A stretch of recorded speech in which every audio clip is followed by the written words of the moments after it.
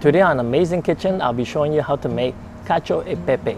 Basically, it's an Italian pasta that involves 3 ingredients only.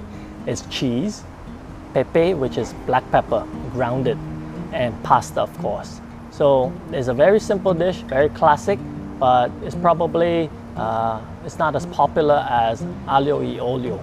But today I'll be showing you, and I think you will love it. For this dish today, we'll be using 2 types of cheese, pecorino romano and grana padano. So grana padano is a cow's milk cheese, and the pecorino is a sheep's milk cheese.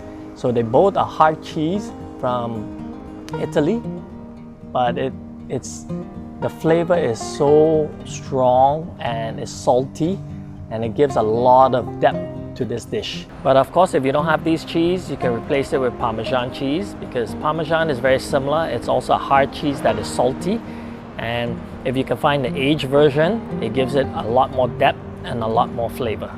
Okay, so enough of talking. Now let's see how this dish is prepared.